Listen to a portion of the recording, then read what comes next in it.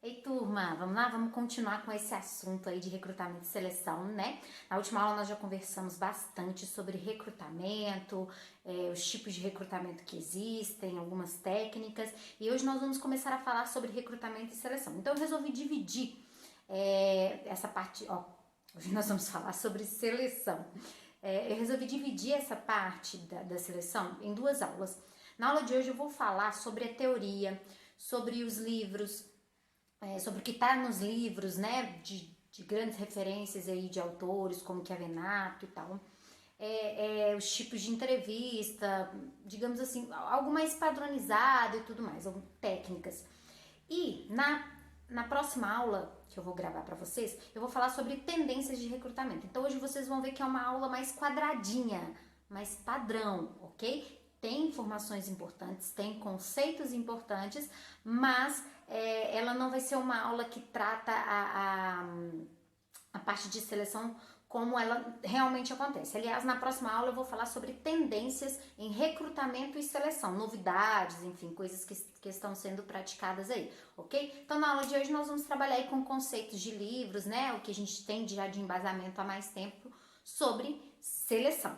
Então, vamos lá. Né? Nós vimos na última aula, não sei nem por que eu fico com esse negocinho aqui na mão, porque ele para de passar. Nós vimos a última aula sobre recrutamento, que é o esforço que a empresa faz, atitudes que a empresa tem para atrair candidatos, né? Então tem todo o processo de recrutamento, né? A requisição, autorização, enfim, divulga a vaga, recebe currículos, tria currículos, pronto, eu já tenho os currículos, número X aqui para processo seletivo, eu terminei o processo de recrutamento.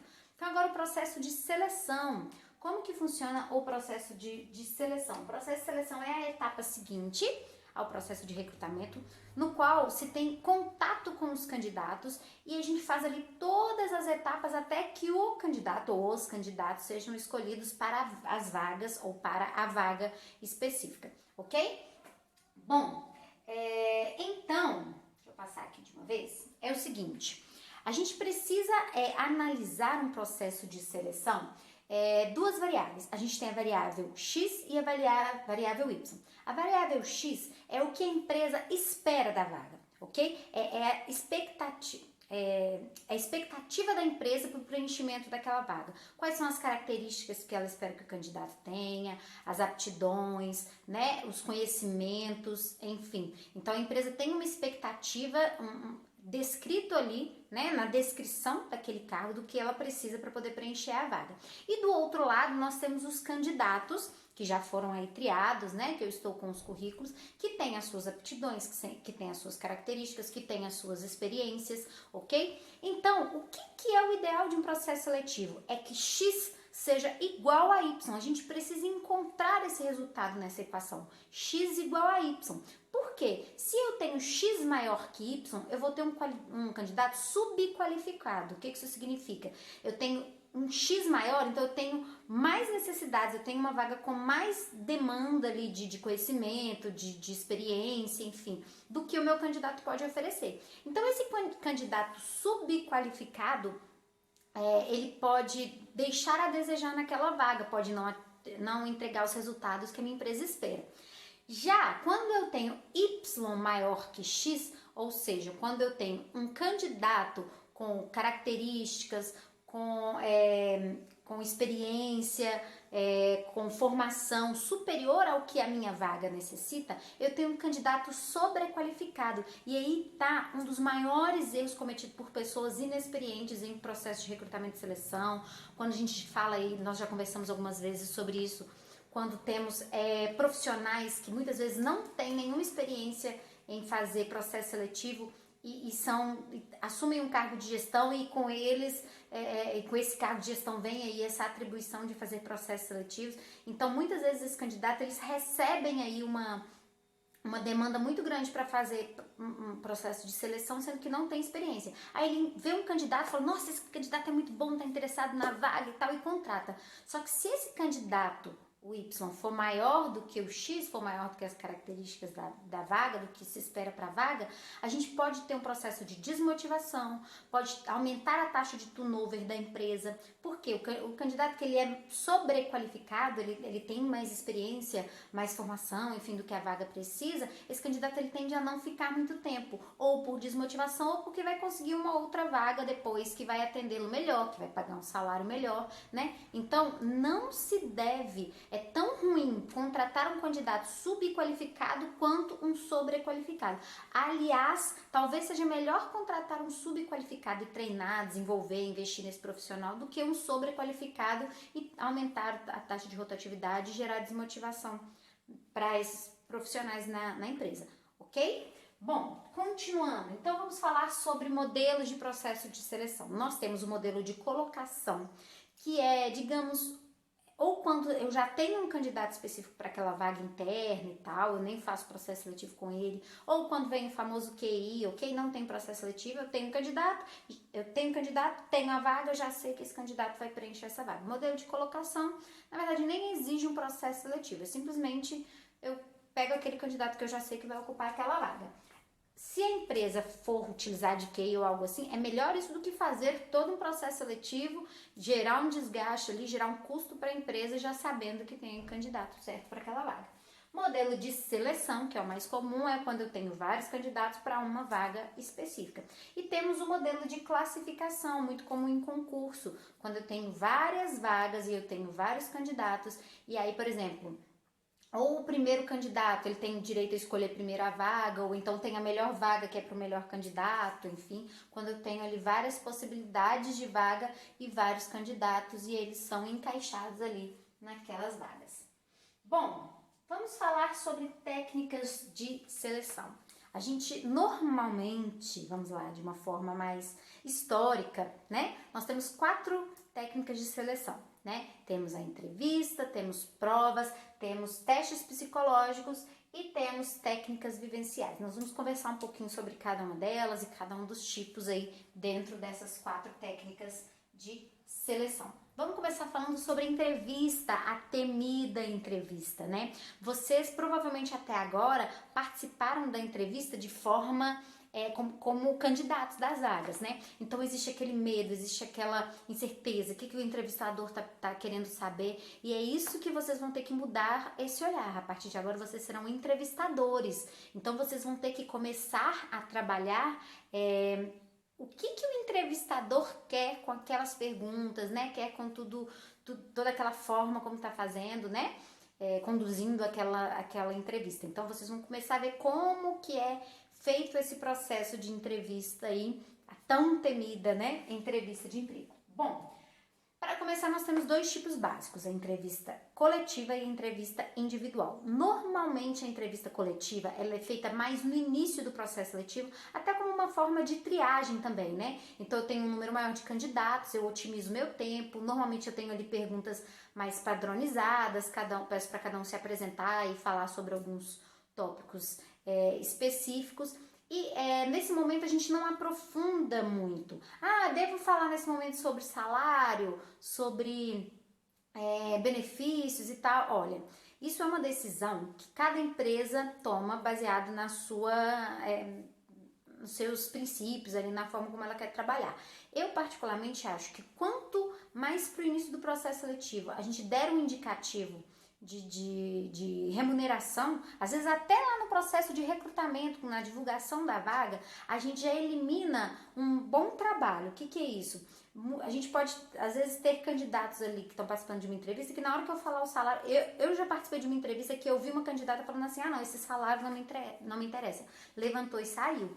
Então, a empresa ela pode poupar muito tempo dela e dos candidatos, ok? É ideal que se anuncie ali desse tipo de características o quanto antes, certo? Mas se ainda não foi feito no processo de recrutamento, aqui é um bom momento, né? Onde eu apresento salário, onde eu apresento basicamente, né, superficialmente ou minimamente o serviço que será feito para a pessoa ver se ela realmente vai interessar ou não, se ela não tem interesse ali, ok? Mas essa entrevista coletiva é feita mais no começo mesmo do processo.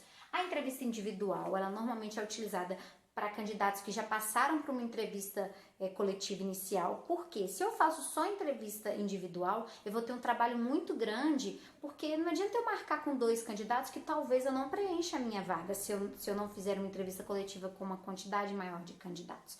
Então, o ideal é que eu eu consiga um número maior de candidatos, faça essa entrevista coletiva e depois eu parta para a entrevista individual, já ali, sei lá, com 4, 5 candidatos, 3, 2, enfim, dependendo ali do quanto for, quão bom for o filtro que acontecer na entrevista coletiva. E nessa entrevista individual eu já parto para perguntas mais técnicas, ok? Eu já filtrei boa parte ali das pessoas que não têm o perfil. Então aqui eu entro mais em detalhes, eu investigo mais detalhes sobre a experiência profissional dessas pessoas, enfim, para eu conhecer realmente melhor esses candidatos. Bom, eu também tenho um tipo de entrevistas com relação a como ela é estruturada. Nós temos as entrevistas não estruturadas, semi-estruturadas e estruturadas. O que é entrevista não estruturada? É quando o entrevistador ele não monta perguntas, ok? Se deixa livre. Então eu gostaria que você se apresentasse. Aí a pessoa começa a falar da sua experiência, o entrevistador só gerencia ali o tempo que essa pessoa vai se apresentar, ok? Esse tipo de entrevista ele não é muito utilizado porque acaba que eu não consigo ter um equilíbrio de informações entre os candidatos, ok? Então, uma ideia interessante para a empresa que queira ouvir o candidato falar assim livremente é fazer uma entrevista semi-estruturada. O que seria isso? Eu tenho sim um tempo livre para que cada um fale, aí eu vou ver capacidade de argumentação, de organizar ideias, né, dessa pessoa, mas eu também ter perguntas ali para eu gerenciar, para eu ter informações ali no mesmo nível desses candidatos, para não ficar muito solto. Mas algumas empresas ainda fazem entrevista não estruturada, ok? Isso pode ser uma estratégia da empresa também, às vezes pode ser num determinado momento, depois que já foi feita uma entrevista coletiva, enfim. Isso aí fica a critério da empresa. Já a entrevista estruturada é o tipo mais comum, normalmente são perguntas, às vezes até com opções de resposta para os candidatos, para responder sim ou não, muito ou pouco, ou resposta livre, mas com perguntas já elaboradas, ok? Bom, condução da entrevista. É muito importante que o entrevistador se prepare para a entrevista. Não tem nada pior que você chegar para participar de um processo seletivo e ver o entrevistador totalmente perdido. Você percebe que não se estruturou. E aí a tendência é que o resultado seja péssimo. É que ele não consiga encontrar ali o candidato, porque ele não se preparou para aquela entrevista. Então, da mesma forma que o candidato precisa se preparar, o entrevistador também precisa se preparar para a condução daquela entrevista. Então, ele precisa definir um local adequado, que não tenha muito barulho, que não tenha gente entrando toda hora para poder distrair os candidatos, que tenha ali, que seja adequado para a condução daquela entrevista, preparar um roteiro, né, quais as perguntas, como vai funcionar, materiais que vai precisar, já tá tudo organizadinho ali, né, para não ser interrompido. O entrevistador é muito importante que ele tome nota, porque às vezes você vai entrevistar vários candidatos, você começa lembrando e aí depois não lembra mais, né? Então, à medida que o candidato vai falando, você vai fazendo as anotações ali, ou no papel, ou no próprio currículo que você vai estar em mãos, mas é muito importante que se tome nota a partir do momento que a pessoa vai se apresentando. É muito importante ficar atento, eu não posso analisar exclusivamente isso, mas é preciso ficar atento à comunicação não verbal. Então a pessoa pode, pela comunicação não verbal, demonstrar desinteresse pela vaga, né? Às vezes a postura corporal e ficar fazendo caras e bocas, desrespeito por outros candidatos. Eu já entrevistei um candidato que passou a entrevista inteira assim, ó, escorada na mesa, fazendo cara de poucos amigos, de pouco interesse, tá? Então, essa comunicação não verbal é importante de ser observada. Nós vamos conversar um pouquinho mais sobre isso no próximo slide. Muito importante ter atitude de escuta, prestar atenção no que o entrevistado está falando e também dar espaço para o candidato fazer perguntas, porque muitos candidatos querem perguntar alguma coisa e tem processo seletivo que não tem esse tipo de abertura. Pela própria pergunta do candidato, você pode ver alguns interesses. Então, os caras falam assim, mas qual que é o salário? Não sei das quantas, já pressiona, né? Então, você vê o que é realmente importante para o candidato. Aquilo também pode ser um fator de de corte ou não. Não que simplesmente perguntar de um salário eu deva excluir, ok? Tem todo um contexto.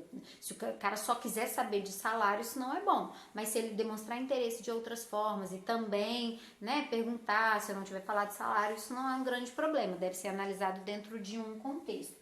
Vamos conversar um pouquinho sobre os principais erros cometidos por pessoas, por entrevistadores, né, por vocês enquanto entrevistadores aí que vocês, né, vão fazer processos seletivos na carreira de vocês e tudo mais, como entrevistadores. Quais são os principais erros que podem acontecer? Vamos seguindo aqui, ó. Bom, primeiro, fala excessiva do entrevistador. O entrevistador, ele está ali para ouvir, ele precisa conhecer aquele candidato. Tem entrevistador que começa a falar dele no meio da entrevista, sobre a experiência dele, ninguém quer saber sobre isso e não é o momento. Aquele momento é o momento de conhecer o candidato. Então, o entrevistador não tem que falar muito, ele tem que falar o mínimo necessário das informações que os candidatos precisam. Outra entrevista, incoerência, né? Eu pergunto uma coisa para outro, eu pergunto outra informação que não, né, que não vai me gerar um resultado ali linear desses candidatos. Eu tenho que ter coerência nas perguntas feitas para as pessoas, né, para os entrevistados, seja coletivo ou seja individual, senão eu vou ter resultados muito discrepantes, ok? A outra situação é perguntas não relacionadas com o cargo. Para que eu vou fazer uma pergunta de uma situação que não tem nada a ver com aquele cargo para o qual eu estou ofertando? Eu estou ofertando uma vaga de uma pessoa que vai trabalhar com preenchimento de planilha, que não vai ter contato com o público, e eu pergunto como que é, se ela já teve problema com atendimento, se ela atende bem, se ela é comunicativa. Isso não tem a ver com a vaga. Então, eu não necessariamente não devo gastar tempo com esse tipo de pergunta, né? Vamos lá. Não deixar o candidato à vontade na entrevista. Gente, já passou a época em que o entrevistador tinha que chegar e fazer cara de mal e botar medo nas pessoas que estão ali. Não!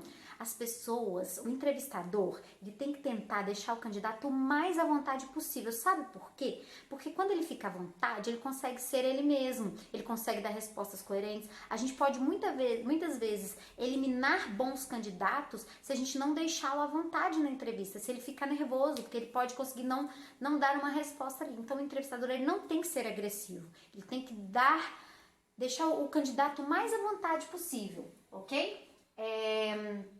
Excesso de confiança do entrevistador, começou a entrevistar e fala assim, eu acho que eu já sei, já elimino. Então o entrevistador, ele tem sempre que ficar atento ao candidato, ok? Muita experiência também pode atrapalhar. Formação de estereótipos, né? Estereotipar. Então, por exemplo, chega uma pessoa, a pessoa chega, sei lá, usando tênis, então esse é um tipo de pessoa que eu não contrato para minha empresa. A pessoa estalou o dedo, para mim não deu. Começou a falar de cachorro, eu não concordo. Não tem que estereotipar. Eu tenho que analisar o contexto geral de cada entrevistado, ok? Bom, a gente falou sobre a importância de analisar o comportamento não verbal. Só que aqui fala para não ser influenciado só pelo comportamento não verbal. O que isso significa? Eu não posso levar em consideração, por exemplo, às vezes tem gente que fica nervosa e fica mexendo no cabelo. Aí eu falo assim, não, pra mim mexeu no cabelo tá eliminado porque a pessoa tá nervosa. Não, às vezes é uma forma dela extravasar. Mas se ela se sair bem, se ela responder as perguntas, ok? Obviamente eu posso perceber pelo comportamento não verbal também que a pessoa não tem interesse pela vaga ou que ela não tem o perfil, mas eu não posso analisar isso isoladamente. Essa é a questão, ok? Fazer avaliação semelhante. Por exemplo, eu estou fazendo uma entrevista em grupo, aí eu falo assim, nossa, esse grupo foi muito bom. Isso é erro por leniência, ou seja, às vezes eu tenho candidatos ali que não foram tão bons, mas eu falo assim, nossa, o grupo todo é bom, acho que eu vou contratar todo mundo, se eu tenho várias vagas, porque eu tenho uma tendência a falar que todo mundo é bom. Ou, na média, né, foi mais ou menos, não, eu tenho bons candidatos, eu tenho maus candidatos, eu não posso trabalhar ali falando, foi mediano, não. Então, quem foi bom foi bom candidato, quem não foi tão bem é um mau candidato para aquela vaga, ok? Ou também erro por rigidez, ou seja, eu tenho péssimos candidatos, mas se eu tiver um excelente ali no meio, eu tenho que tratá-lo de forma individualizada. Então aqui é com relação a generalizar turmas, grupos, Ou mesmo não sendo entrevista coletiva, mas se eu fizer várias entrevistas individuais e falar desse grupo, dessas pessoas que eu entrevistei, ou por leniência, que é superior, ou por média, ou por rigidez, ok?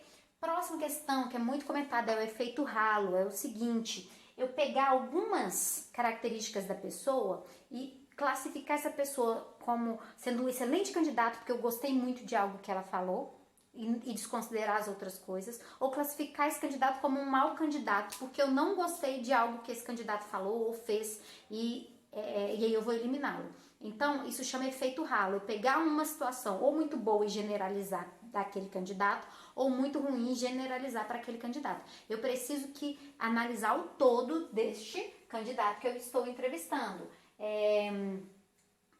Eu ser influenciado por atitudes negativas. Tem entrevistador, por exemplo, que começa um processo seletivo, aí um entrevistado vai muito mal, aí o outro eu já fico com o pé atrás e já não nem quero ouvir daquele candidato muito, fico fechado. Isso é efeito contraste. Eu relaciono algo que outros candidatos fizeram e levo para um candidato posterior. Avaliar o candidato nos primeiros minutos de entrevista. Sabe aquela primeira impressão que fica? Não pode acontecer em processo seletivo. Isso é um erro. Acontece? Sim, mas não pode. Então o entrevistador ele tem que estar aberto para o desenrolar, para a entrevista do início ao fim. Não ser influenciado por esse primeiro momento. Nossa senhora, a aula já está ficando muito longa. Vamos lá. E o tal do é parecido comigo. Gostei de fulano porque ele é parecido comigo. Não tem que ser parecido com você, né? A gente tem essa questão de afinidade, de gostar da pessoa porque parece com a gente, mas o entrevistador ele precisa saber separar. Vamos seguir, porque tem muito assunto ainda. Provas de conhecimento. Rapidinho aqui, nós temos provas que podem ser gerais ou específicas. Gerais é o seguinte, uma prova de português, de matemática ou de raciocínio lógico, eu não estou testando nenhum conhecimento específico para aquela vaga, mas eu posso ter vagas de conhecimento, provas de conhecimento específico, onde eu vou ver, por exemplo, se a pessoa sabe sobre algum idioma que precisa, ou matemática financeira, enfim, algum conhecimento específico necessário para aquela vaga. Testes psicológicos, vamos lá, testes psicológicos, quem ainda não passou, a gente fica muito perdido sem saber o resultado. Existem dois tipos, os psicométricos e os de personalidade. Os psicométricos, eles são o seguinte, é mais ou menos para ver o quanto que a pessoa tem inteligência, aptidão para algo específico. Então, se é uma vaga que a pessoa tem que ter muita aptidão para matemática, o psicométrico vai ver se essa pessoa tem esse tipo de inteligência. Existem vários tipos de inteligência, cada um tem específico ali. Tem que ter aptidão para lidar com o público, inteligência de relacionamento. Isso aqui é inteligência específica para algo. Os testes de personalidade dizem respeito muitas vezes até a verificar caráter, que tipo de reação que a pessoa tem em um determinado contexto, traços ali de personalidade mesmo da pessoa, ok? E as técnicas vivenciais são situações, digamos assim, que simulam algo dentro de uma realidade grupal ou não aí, pra gente poder analisar se aquela pessoa fala, eu sou comunicativa, a gente consegue ver isso. É muito importante que eu faça esse tipo de análise. Bom, que tipo de técnicas vivenciais que existe? Vamos falar sobre as provas situacionais. É diferente da prova escrita lá. Prova situacional, eu verifico o desempenho das pessoas em uma situação estabelecida. Então, pode ser de direção ali de alguma máquina, ok? Manuseio de alguma máquina específica, preenchimento ali de alguma... manuseio de algum programa, software, enfim. Não é prova, ok? Mas é uma situação em que eu provo em um contexto de vivência. Pode ser também que eu lance um desafio para a pessoa, determinado tipo de situação, o que você faria, apresenta isso aqui, faz aquilo outro para mim, ok? Então eu verifico ali o desempenho da pessoa. E tem as dinâmicas em grupo, que todo mundo conhece, que eu trabalho muito com vocês em sala de aula, que são esses momentos em que eu faço uma situação em que um grupo tem que passar por ela, e nesse contexto a gente verifica como é o trabalho em equipe da pessoa, que tipo de postura que essa pessoa tem. Então eu trouxe aqui, depois vocês leem com mais calma, para a aula não ficar muito extensa, o que se analisa normalmente em uma entrevista, em um trabalho em grupo. Eu não tenho que analisar tudo isso em todos as dinâmicas de grupo, mas eu preciso ver o que essa vaga precisa. Então eu vou montar uma dinâmica de grupo que destaque essas características. Então precisa de liderança, eu vou pegar alguma dinâmica que trabalhe isso, trabalho em equipe, administração de tempo, administração de recursos, tudo isso eu posso trabalhar em dinâmicas em grupo, ok? Bom, resultado da seleção. Vamos conversar sobre o resultado da seleção. O resultado final de um processo de seleção, se ele envolve várias pessoas, né, lá, a pessoa do RH, não sei das contas, ele não é tomado individualmente. Então, tanto a pessoa do recursos humanos, né, que é o entrevistador, quanto o gestor direto, quanto o DP, porque o DP vai verificar a parte burocrática, documental, não me fugiu a palavra, documental desse candidato, vai ver se está tudo ok, se ele tem algum impeditivo para ser contratado. Então, tem esses três elementos entram aí nessa decisão. Depois, dar o retorno dos candidatos. Não tem nada pior que fazer um processo seletivo sem retorno. Então, a partir do momento que o candidato foi entrevistado, ele precisa ter o retorno que ele não foi aprovado. Mas a gente tem que tomar muito cuidado com o palavreado. A gente tem que ser elegante nesse retorno. Nós temos que saber dar um retorno respeitando os sentimentos e que essas pessoas... porque elas têm expectativas com relação à vaga. Então, não usar você não estava apto ou você não se saiu bem na entrevista. Não, é sempre exaltar, né, a participação, agradecer e tal, mas sem colocar aí que esse candidato não atendeu o que a vaga precisava, porque isso é muito duro de ouvir, ok? E não tá certo, né? Não é assim que deve ser feito. E formação de banco de dados. Então, é muito importante que a empresa registre e que o entrevistador vá anotando até para formar um banco de dados, porque pode ser que eu tenha mais de um candidato bom, eu vou escolher o melhor para aquela vaga e que me facilite um processo seletivo posterior. Surgiu uma vaga depois, eu já posso, às vezes, ir direto naquele candidato, posso usar o modelo de colocação, já houve triagem de currículos, já houve entrevista, eu já conheço aquele candidato, eu só vou ver se ele ainda tem interesse. Então, eu posso eliminar boas etapas, muito custo e muito tempo aí em processos seletivos, ok? Esse é o resultado da seleção. E como que eu avalio? Quanto tempo que demorou do início da seleção, depois que eu recebi os currículos, até a contratação, a escolha do candidato final, quanto que isso custou, quantos candidatos eu entrevistei, quantos foram selecionados ali, para quantas vagas eu tinha, e de onde que vieram esses bons candidatos, como que eles ficaram sabendo da vaga. Se eu tenho uma empresa lá, se eu pago uma empresa de recrutamento, de divulgação, nossa, me fugiu o nome, uma agência de empregos, se a minha empresa paga uma agência de empregos para recrutar e todo candidato que eu seleciono não vem dela, para que eu vou continuar gastando com aquela agência de empregos? Tem que ser bem pensado e bem analisado. Bom, e a gente tem que saber que existem responsabilidades diferentes entre a área requisitante, né, o gestor lá que está precisando dessa pessoa, e o RH. O RH, ele ajuda a elaboração da entrevista, ele treina o gestor, ele conduz o processo, ele faz normalmente uma triagem inicial, ajuda a escolher, mas não é ele que toma a decisão. O gestor, ele tem que estar aberto para aprender, ele tem que aplicar normalmente, fazer as entrevistas individuais com neutralidade para conhecer aqueles candidatos, né, aceitar esses treinamentos, as orientações do RH, e normalmente é esse gestor que bate o martelo, com o apoio do RH, né, com algumas instruções, ele pode ter alguma dúvida, enfim, mas é esse gestor que bate o martelo final ali da pessoa que vai trabalhar na área. Beleza? Acabamos, eu adoro esse tema. Se deixar, deu 28 minutos de vídeo. Se deixar, eu ia falando aqui 40 minutos. Então, qualquer dúvida é só me falar e na próxima aula nós vamos conversar sobre tendências. Muito legal!